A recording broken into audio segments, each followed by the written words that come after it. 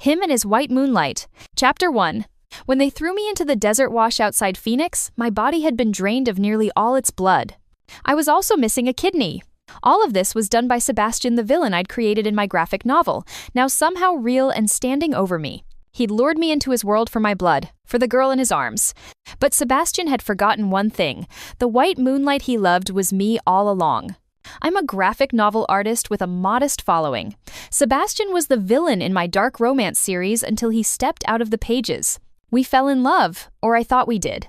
When I discovered he only wanted what ran through my veins, I still couldn't kill him off. Now I lay discarded in a dry wash where countless victims disappeared: trafficked women, smuggled immigrants, the forgotten. My blood drained, one kidney surgically removed. Sebastian had ordered it all. The rules as I understood them then. My blood could revive dying characters from my graphic novel. Once revived with my blood, they could cross between worlds using my manuscript as a portal. But the manuscript had to be complete, beginning, middle, end, or the door wouldn't open, and you could only cross if you'd been drawn into the story's pages. I learned these rules too late. As consciousness slipped away, I saw Madison at the wash's edge. Sebastian's wolf head ring gleamed on her hand, his symbol of power. He'd done this for her. Then Madison picked up my sketchbook, My Only Way Home, and set it on fire. She smiled through the smoke. Have a nice trip, Blair. I couldn't go back. Chapter 2. When I woke, Clara wiped fever sweat from my forehead. Dominic stood behind her with medical supplies. The hero and heroine of my graphic novel, now my only allies. Clara expertly checked my IV. This is for the infection. Your abdominal wound was badly infected when we found you. I shifted and pain crashed through me. My sketchbook. I need to redraw. It's gone, Dominic said. We saw the ashes. Which meant this world would stay under Sebastian's control. I cried. Dominic said coldly, we warned you. He was right. When Sebastian first emerged from my novel, I thought I was the chosen one who could redeem him. But he'd been playing me from the start. He knew I controlled their fates with my pen. So he courted me, made me love him, used me. Clara asked, if you redrew everything, how long? A year, minimum. 1 year later. I'd redrawn most of the original storyline, but to complete it, I needed to get close to Sebastian again. Clara was worried. It's too dangerous, he's worse now. 6 months ago, I'd heard rumors Sebastian suspected I wasn't dead and had people searching for me. Chapter 3. Clara finished my makeup, transforming my face. She covered the scar on my neck from my first encounter with Sebastian. That day, he'd appeared behind me with a knife to my throat. When I threw him off, he switched to a gun. The dark-haired young man radiated violence, prayer beads rotating in his left hand. The gun slid from my forehead to my heart. He smiled. Change the ending or I'll end you. Blair will be nearby ready to extract you, Clara said. If anything feels wrong, run. I nodded. Of course I'd run, but first I was determined to kill both Sebastian and Madison. Las Cruces, the Southwest's largest underground nightclub. I sat in the HR office, nervous. The manager, Dalton, was losing it. I told you to recruit cocktail waitresses, not a janitor. Someone burst in. Sebastian's office is trashed. Where's yesterday's cleaning lady? Another death. I started using sign language. Dalton's expression changed. You're mute? I pointed to my ears. He laughed. Perfect. Deaf and mute. Ideal for our boss, can't hear secrets, can't repeat them. After signing the contract, he wrote, don't look at what you shouldn't see, or you'll lose your life. I wrote back, pay me enough and I naturally won't see anything. As I followed his man out, a gunshot exploded past my ear. I squeezed my eyes shut but didn't flinch. The test. Chapter 4. After a year apart, seeing Sebastian again, I was determined to kill him. The office was crowded. On the floor, a body with its head blown apart. Someone wolf whistled. New cleaning girls got a nice figure. As I stumbled against him, someone emerged from the inner office. His voice was low. You can play with women all you want, just not in my office. Sebastian methodically wiped blood from his fingers, gun dangling from them.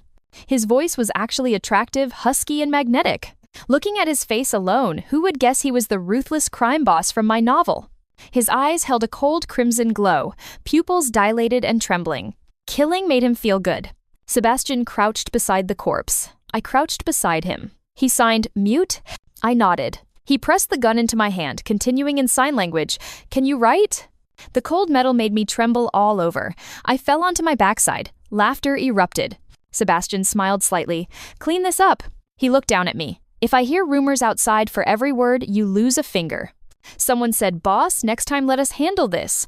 Sebastian leaned back. He was asking for it, tried to scam me with fake information about Miss White. Miss White? Madison or me? Chapter 5. I scrubbed blood from the floor, the smell making me fight not to vomit. Sebastian just sat there, his gaze burning into my back. Just when I thought he'd seen through my disguise, he took a call and left. I entered the inner office. Inside was his surveillance equipment. In my hidden earpiece, Clara's voice, plug in the USB drive. I can copy the recordings remotely. I inserted it. The outer door opened.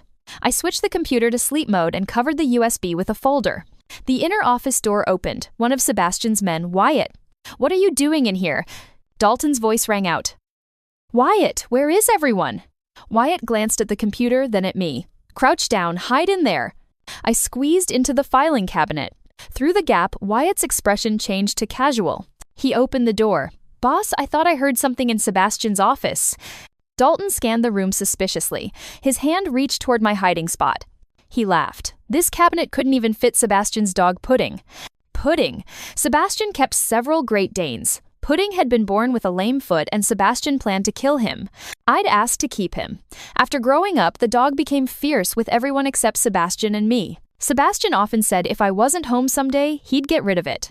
Tears pricked my eyes. Pudding was still alive.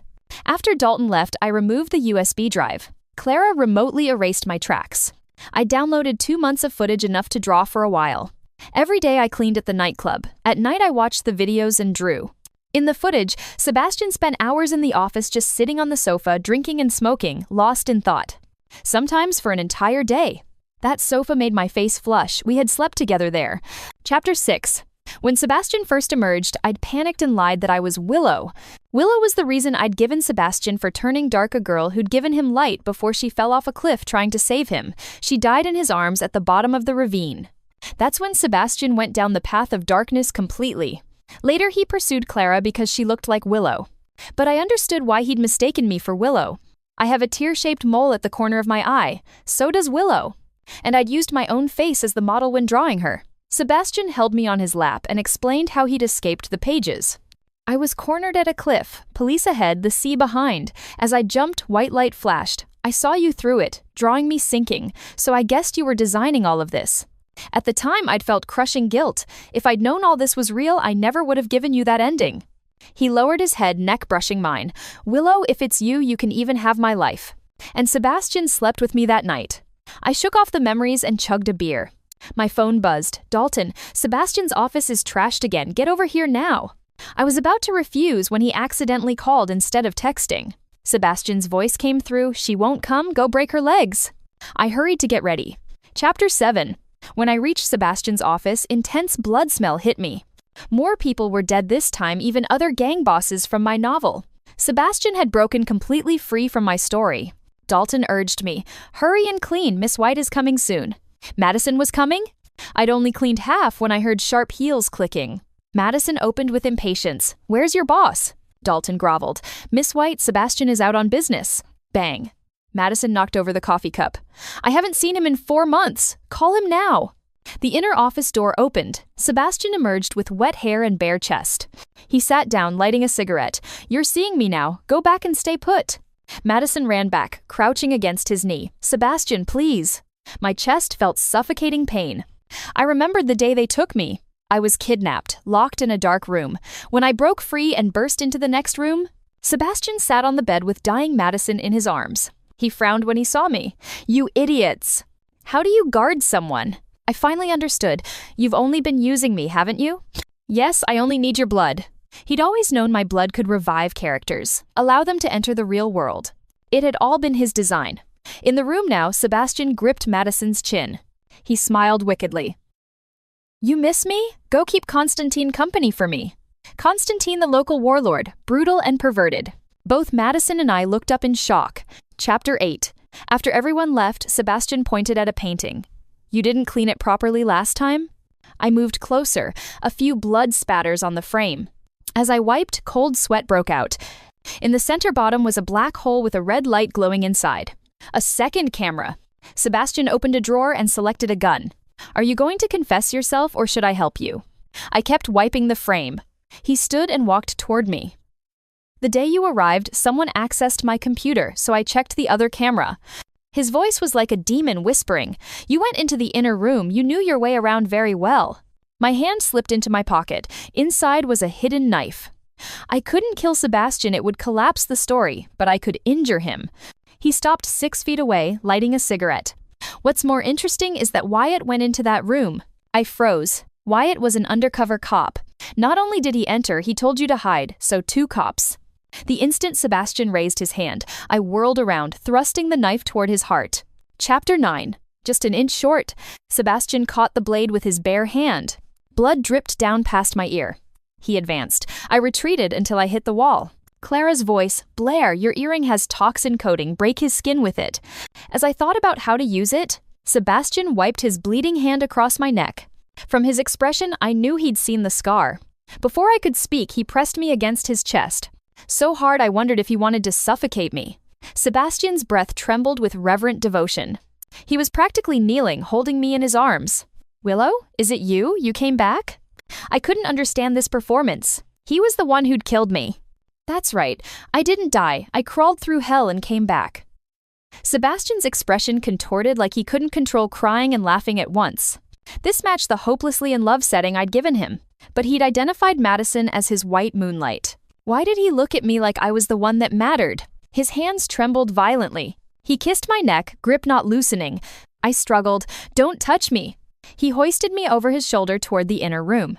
"I'm going to kill you," I whispered. He tossed me onto the sofa. "Then kill me. We'll go to hell together, Willow." He bit down on my neck. "Blair, I won't let you leave. Stay with me." He'd called me Blair. The drugged earring pierced his neck. He passed out immediately. I retrieved the knife, aiming at his heart. But thinking of Clara and Dominic's dedication, I hesitated. I shifted the blade down, avoiding vital organs, and drove it in. Blood welled up. Clara's voice. "Blair, move fast. Someone's coming." Chapter 10. After nearly being caught last time, Clara had installed infrared detectors around the nightclub. I locked the door and copied more surveillance footage. After copying, I climbed out the window. Clara's car waited below. Once inside, she floored it. After driving far, I realized my hands were shaking. I almost messed everything up. Clara glanced at me. "Blair, you're the creator, you made us. But coming here, you're just ordinary. You don't have plot armor. You're the one who needs protection." She smiled. "You're the bravest girl I've ever met." I nearly broke down. Just now, I almost killed him. That's when I realized I hate him so intensely only because I loved him so much first. I love every character I created, but it spiraled out of control. Clara pulled over and hugged me. "It's not your fault. Without you, we wouldn't exist." She touched my cheek. "I'll get you home safely." At Clara's place, her phone buzzed. "Madison, sister, bring what I want and let's meet." Then a photo, Dominic bound and captive. Clara's expression changed drastically.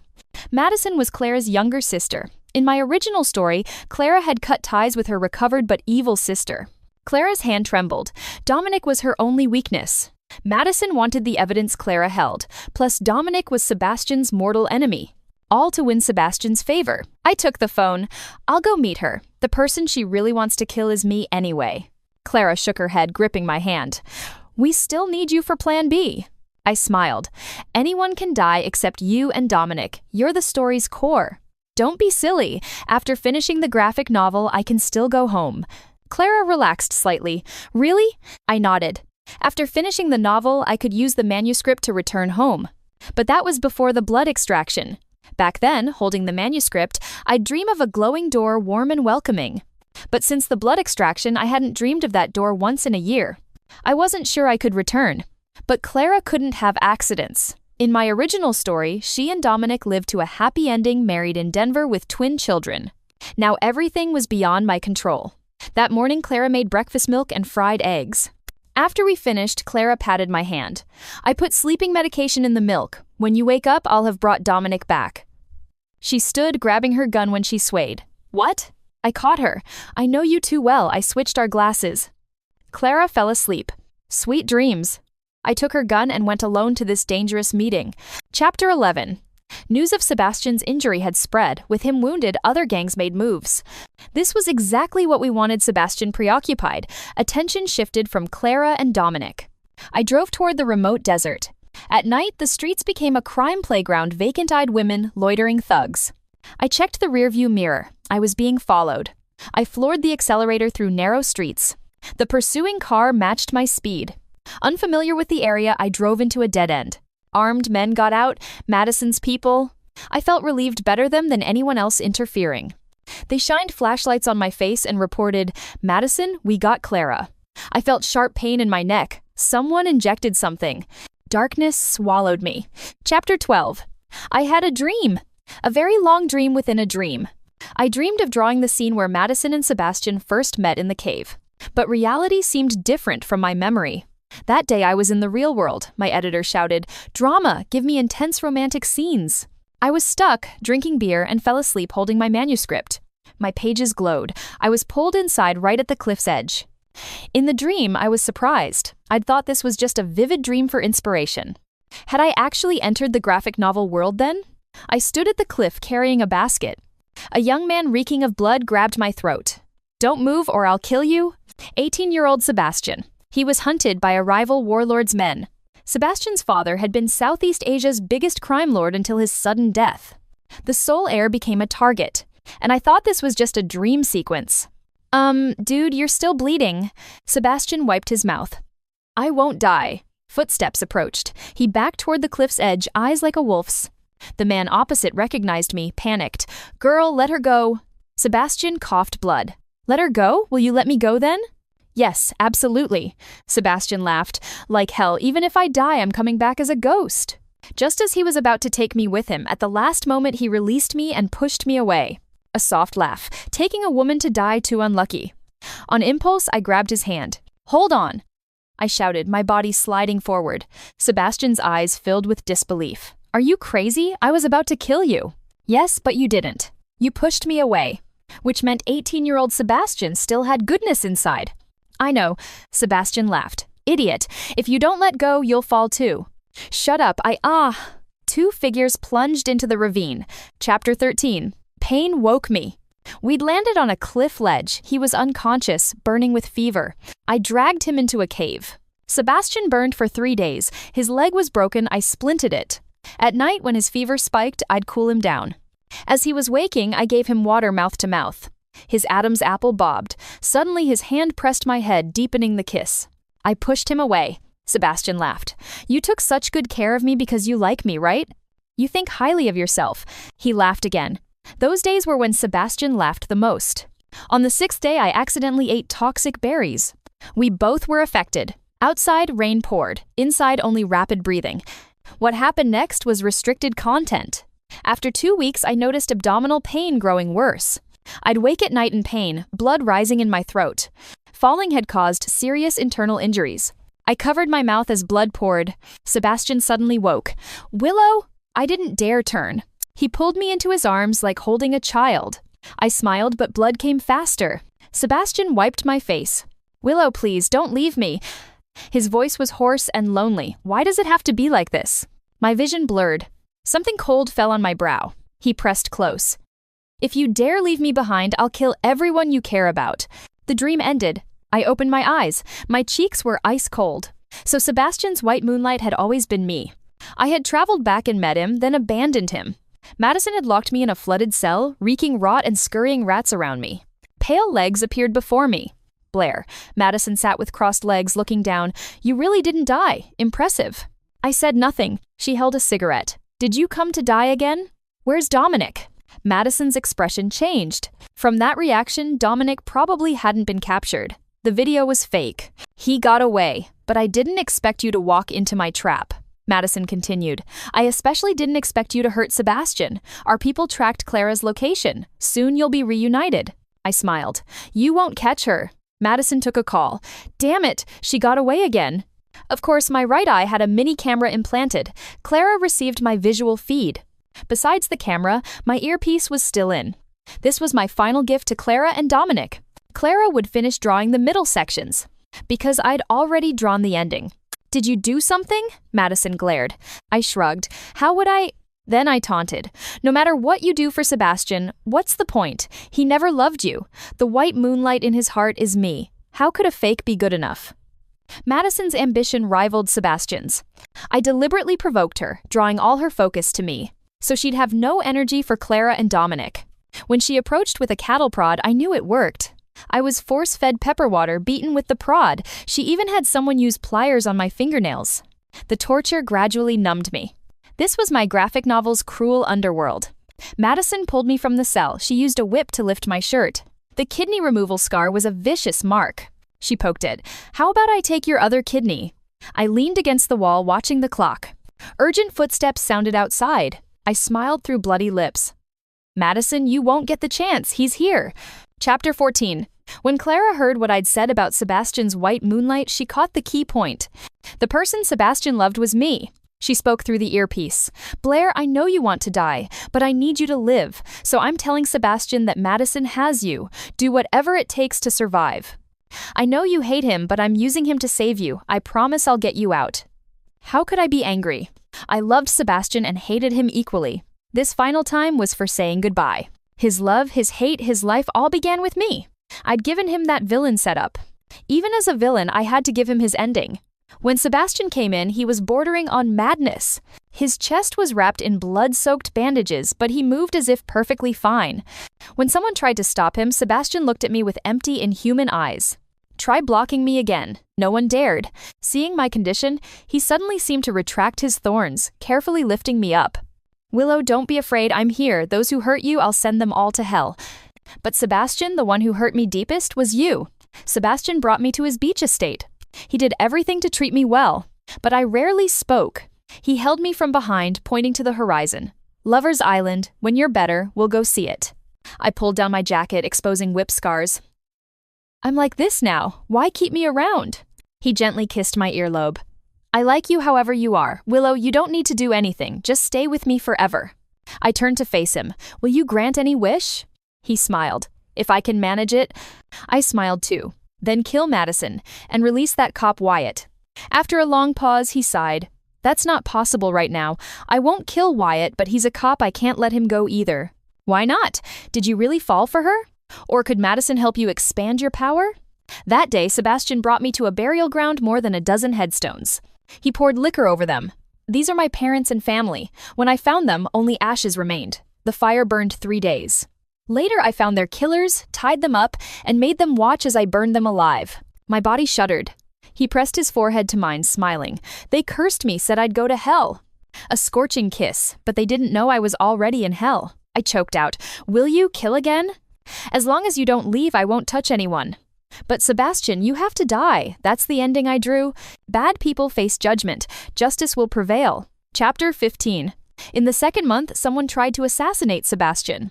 After leaving the mall, he had me switch cars. When we reached a small road section, our original car exploded. Just 10 minutes earlier, that driver had been chatting with me. Sebastian pulled me into his arms. "Don't be afraid." "You knew there was a bomb?" "I knew." "Then why didn't you let the driver leave?" He showed his phone screen a virtual button, so I returned the favor with my own bomb. Looking at Sebastian, coldness seeped through me. Could I really kill someone like this? 2 days later, screaming woke me at night. Sebastian wasn't in bed. Downstairs, several men knelt on the ground. Sebastian said casually, "Cut out their tongues." One man shouted, "Sebastian, you killed my brother. He just took your woman's kidney behind your back. You were draining her blood anyway. What's the difference?" Sebastian laughed. "I only wanted her blood, but I needed her alive. Your brother betrayed me for Madison's pillow talk. Why keep someone so disloyal?" The man saw the knife approaching, terror filling his eyes. "Stay back, Sebastian. You're a monster." The next day, Clara's voice woke me. "Blair!" Sebastian was asleep, hair messy and sticking up. He looked almost childlike. As I moved, his arm pulled me back. "It's early. Sleep more with me." I pushed him away. "My stomach hurts. I need the bathroom." He opened his eyes, tense. "Where does it hurt? Let me check." He started lifting my shirt. I turned red. "No, my period might be starting." He paused, then released me. I hurried to the bathroom. After locking the door, I turned on the shower. Water streamed down, masking sound. I responded to Clara, "I'm here." Blair. Recently, Dominic and I discovered Madison's been looking for graphic novel artists. We questioned one. Madison's trying to recreate a manuscript. Based on what you said, Madison likely discovered her blood's properties combined with a manuscript. She could traverse dimensions. My heart dropped. Madison plans to cross dimensions? What does she want? Clara continued. Remember when you tried returning home and discovered Sebastian's gun came along? That time, I'd fought with Sebastian and returned to my real-world home. I was shocked to find Sebastian's weapon came with me. I immediately returned with the gun, only to be caught. He'd discovered I'd gone back and was furious. That's when he confiscated my manuscript. At the time, I thought he couldn't bear to lose me. But later I learned his love was just an act. And now Madison had become a new kind of madwoman. If she used this to bring criminal assets and weapons to the real world, the consequences would be unthinkable. I'll find a way. I won't let her succeed. I had to force Sebastian to kill Madison first. Madison's plan, as Clara and Dominic discovered through interrogation, Madison knew crossing dimensions required. 1. My blood or her own she'd figured out she had the same properties. 2. A complete manuscript. 3. Physical contact with the pages during the crossing. She wanted to cross to establish a criminal empire in the real world where Sebastian's enemies didn't exist. She'd been systematically moving money and making contacts. Once she had a manuscript, she could bring weapons, drugs, everything. And she planned to bring Sebastian with her, whether he wanted to go or not. Back in the bedroom, Sebastian was smoking by the window on the phone. When he saw me, he hung up quickly. "Are you going out?" The call was about Dominic. According to the timeline, Dominic had just destroyed one of Sebastian's drug labs. Sebastian had been emanating lethal intent, but looking at me now? "No, I'm staying with you." He reached for my hand. I pulled away. "Sebastian, kill Madison. Now, immediately." He sighed. "I told you I will, but not now." Still lying. I relayed this to Clara. "If Sebastian won't kill her, leave it to Dominic and me." I hated my helplessness. "Clara, don't think like that. If not for you, Sebastian's pursuit wouldn't have stopped. You've done enough."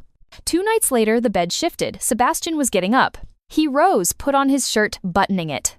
Before leaving, he leaned over and kissed my lips lightly. Half an hour later, I followed him to a hotel he owned. As the elevator climbed, it stopped on 18. Clara's call came through, "Blair, don't go."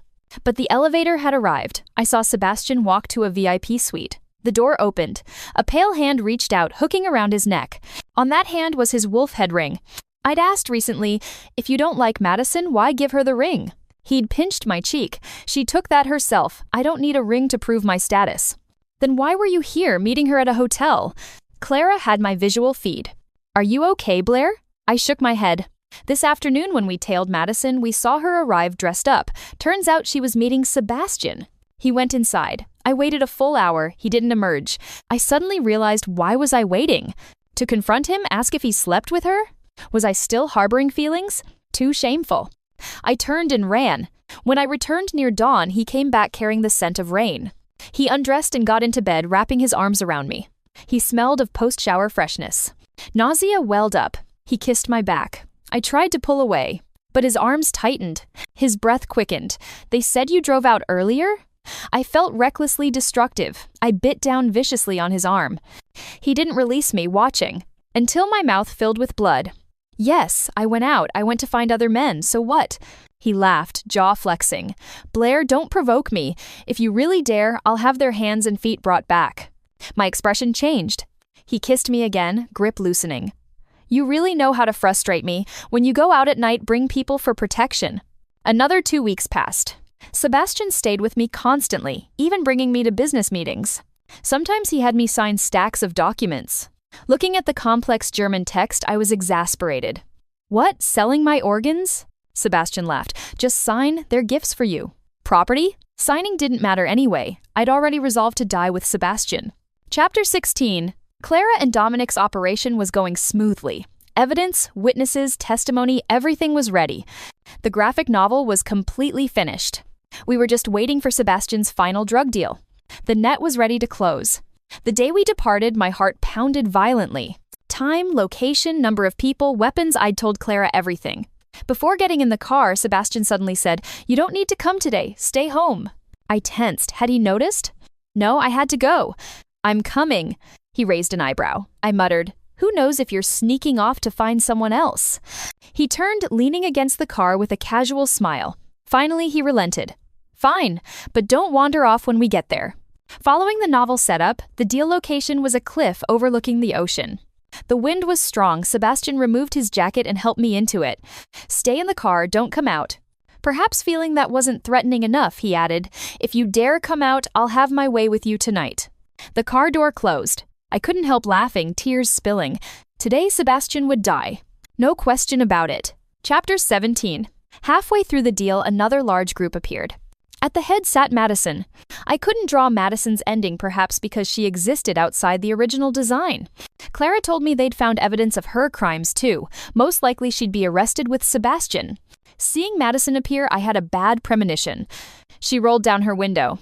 Her face was paper white, extremely weak. Madison had someone go talk to Sebastian while she stared at me with pure venom. Just as Sebastian lowered his head to light a cigarette, Madison suddenly accelerated her car, ramming toward mine like a madwoman. Outside was a sheer cliff drop. I could read her lips. Go to hell! In that split second, I reached for the door. 2 gunshots rang out. Madison's car stopped inches away. Blood poured from bullet holes in her temples. Her eyes were wide with resentful fury. Sebastian stood dozens of yards away with his gun. 2 shots, both perfect headshots. I looked at him. His cold expression softened when he saw me. Sebastian walked toward me. Just then, police sirens wailed from all directions. Everyone was surrounded. These were hardened criminals who'd never surrender.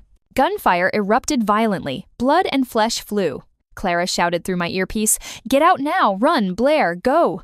I removed the earpiece and dropped it. I'm sorry, but I'd set up a hidden ending dying together with Sebastian. I shouted to Sebastian, "Get in!" I couldn't let Sebastian stay and kill more police. He quickly got in. He still had the mood to joke, cigarette between his teeth. "I thought you'd leave me behind." I floored the accelerator. The car charged into a side road. Police cars pursued. Sebastian raised his gun to fire. I grabbed his hand. "Don't shoot, Sebastian." He froze, then tossed the gun aside. "You haven't called me that in so long." I smiled slightly. "You used to hate that nickname." "Yeah, felt too soft for a grown man." "And now?" I suddenly slowed the car. I love it. Chapter 18. The sun was rising, meeting the horizon, hope above, oblivion below. Sebastian wasn't particularly surprised. I'd deliberately chosen this route, heading toward the cliff's edge. I was deceiving him so he wouldn't hurt anyone else. Sebastian fell quiet. "Let's die together, Sebastian." "Okay. From the moment I came back, my only purpose was killing you, nothing else." I know." He turned to face me, gently wiping my tears. "Why are you crying?" "I can't go home anymore, Sebastian. Madison destroyed my manuscript, and you drained my blood. I can never go home." "I'm covered in sin. I enabled your evil. Dying with you will be my atonement." He suddenly leaned over, lips meeting mine. A lingering, tender kiss. I felt something slide down my throat, mouth filling with metallic taste. He pressed his forehead to mine, laughing softly. "Foolish girl, die with me? For me, that's a reward." My chest ached. "What did you make me swallow?" "A gift. I wasn't planning to give it to you, but..." He sighed. "You're too good. The only thing in my life I couldn't bear to lose." The car plunged into the ocean. Seawater instantly flooded in. My consciousness faded. I saw Sebastian. He cut my seatbelt and put the life vest on me. Then he used the emergency hammer to break the door. As he pushed me out, he pulled me back hard and gave me a long breath of air. Before losing consciousness, I murmured, "Next life, let's never meet again." He understood. Okay. He released me. The life vest's buoyancy pulled me steadily upward. Phantom waves and undercurrents surged until I could barely see his face. I saw his sign language and lip movements. "No," I lied. Chapter 19. In the end, I returned to the real world. I made it home. Before we went into the ocean, Sebastian had fed me blood serum extracted from Madison. Though I still didn't understand why my blood could traverse dimensions, Sebastian had figured it out. He'd sent me home. And the contracts I'd signed were all inheritance agreements and trust fund shares. He'd even paved my future path before I returned. I used Sebastian's money to anonymously donate and build schools. If there's a next life, I hope he can be free, uncontrolled, unbound, just an ordinary person. After graduating college, my friend and I went to Miami for vacation. At the airport, I got separated from her in the crowd. She shouted, "Blair, Blair!" After reuniting, we were laughing when a man strode over, urgent. He grabbed my friend's arm. "I just heard you calling. Blair, is that right? That name?" My whole body went rigid. The man was tall and handsome, features completely different from Sebastian's. Except for those eyes deep and dark like they held infinite galaxies. "You heard wrong, that's not the name." My friend looked at me suspiciously. The man looked puzzled too. My friend asked, "Why are you looking for that person?" He shook his head. "Don't know her, just felt the name was familiar, like I'd heard it somewhere." The man was eventually called away. I kept looking back as he entered the VIP boarding area, disappearing. My friend asked, "What's up, you know him?" I shook my head. Don't know him. I didn't know if that man had any connection to Sebastian or if he was Sebastian himself. But he had his own life trajectory now. His sins had completely ended in that world. Here, this was a new life without me or those crimes. In the terminal, a plane took off smoothly, disappearing into the clouds. If it was him, I wished him well in this life. The end.